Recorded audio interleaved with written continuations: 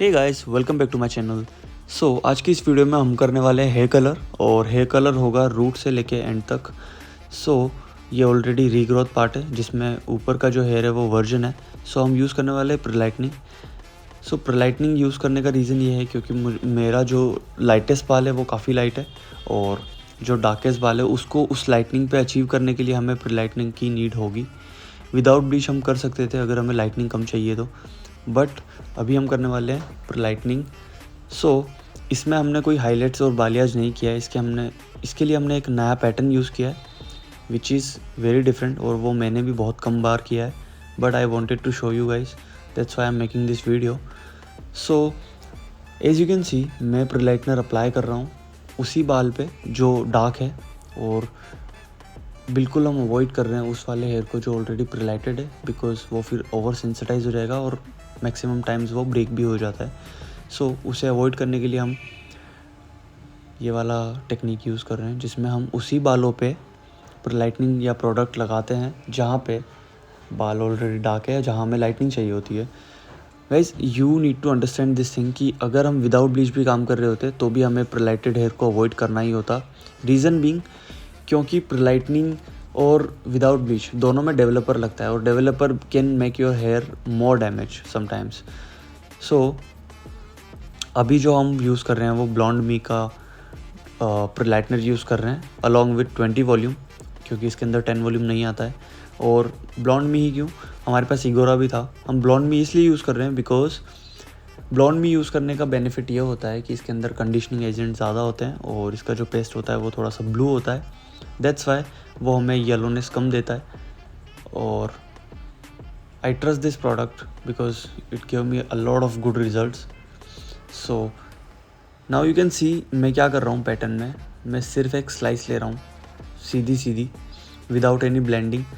थोड़ा सा हम रूट्स के पास से ब्लेंड कर रहे हैं विच इज़ नेसेसरी, बट हाँ इतना ज़्यादा ब्लेंडिंग नहीं होगा, उसका रीज़न मैं आपको आगे समझाऊंगा। हम back to back horizontal slices ले रहे हैं। Now as you can see मैं साइड में काम कर रहा हूँ, और साइड में भी हम कोई डायगोनल पैटर्न नहीं ले रहे हैं। ओनली हमें कॉम की विड्थ जितनी चौड़ाई वाला सेक्शन, और उसमें से एक बेबी लाइट्स निकाल के हमें उसे ग्लोबल के लिए छोड़ देना है। बाकी रेस्ट ऑफ द हेयर को मैं कर रहा हूँ प्रीलाइटेड।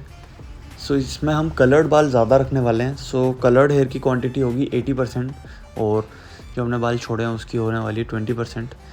अब गाइस, मुझे लाइटनिंग के बाद क्लेमाज़ोन लगाने के बाद एक अच्छी लाइटनिंग मिल गई थी टॉप पे। अब मैं क्या कर रहा हूँ 10 वॉल्यूम से 10 वॉल्यूम विद ब्लॉन्ड मी, लेकिन इसके अंदर जो हम 10 वॉल्यूम डाल रहे हैं वो डाल रहे हैं इगोरा रॉयल का, बिकॉज ब्लॉन्ड मी में 10 वॉल्यूम नहीं आता है। अब हम क्या कर रहे हैं, हम इस 10 वॉल्यूम से रेस्ट ऑफ द हेयर को भी लाइट कर रहे हैं, बिकॉज आई नो कि अब वॉश का टाइम होने वाला है। हम बाकी बचे वालों को भी 10-15 मिनट के लिए, जितनी भी देर के लिए हमें विजुअल चेक करना होगा उसके लिए, मैं बाकी बालों को भी फॉइल के अंदर इनक्लोज कर रहा हूँ। एज यू कैन सी हमने प्रोसेस किया। इसके अंदर ना टाइम ज़्यादा लगता है, but you have to make sure कि बाल कलर्ड होने के साथ साथ हेल्दी भी हो, और इन बालों की हेल्थ पे मैंने पूरा ध्यान दिया है। Guys, for the better result आप ये जो लेंथ पे अप्लाई करने वाले हो, जो कि ऑलरेडी सेंसिटाइज बाल है, इस पर आप ओलाप्लेक्स भी डाल सकते हो, हमने डाला था। एंड नाउ यू कैन सी ये वो बाल है जो हमने स्लाइसेस छोड़ी थी बेबी लाइट्स वाली ग्लोबल के लिए। एंड ये वाला ग्लोबल हेयर हमें पहले वॉश करना होगा। इसके लिए मैंने यूज़ किया था इसके अंदर नंबर 4 अलॉन्ग विथ 0-11, क्योंकि वो सॉन्ड्रे होता है और एंटी येलो होता है। येलो को न्यूट्रलाइज करेगा डार्कर लेवल पे। आई नो गाइस कि 8 लेवल पे अगर आप 4 नंबर भी करोगे तो वो आपको 4 नंबर वाला रिजल्ट नहीं देगा अनटिल अनलेस आप उसे बहुत देर तक नहीं छोड़ते हो। हमने कलर लगाने के बाद 20 मिनट्स के लिए छोड़ा था। इससे मुझे एक ब्राउन रिजल्ट ही मिला। 4 नंबर हमने इसलिए यूज़ किया बिकॉज मुझे लाइट डार्कनिंग बहुत फास्ट करनी थी कम टाइम के अंदर। Now you can C foils निकल चुकी है। अब हम एक शैम्पू कर रहे हैं, और शैम्पू के अंदर ही आपको पता लग गया होगा कि इसके अंदर कलर्ड बालों की क्वांटिटी कितनी है। नाउ यू कैन सी बाल एकदम येलो ब्रासी लग रहे हैं। एंड अगर आप प्रीलाइटनर के साथ और अच्छे से वर्क कर रहे हो, जिसमें आपने बालों की सेफेस्ट साइड को चूज़ किया है, गाइस कैसा भी रिजल्ट हो आपको घबराने की नीड नहीं है। And I will explain you कि हम किस तरह से इस कलर को बहुत ही क्लासी और एक्सपेंसिव बनाने वाले हैं।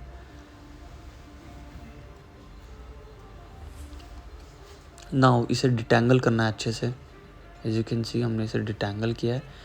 डिटेंगल करने का रीज़न और बैकवॉश पे डिपॉजिटिंग नहीं करने का रीज़न मैं आपको अभी समझाता हूँ।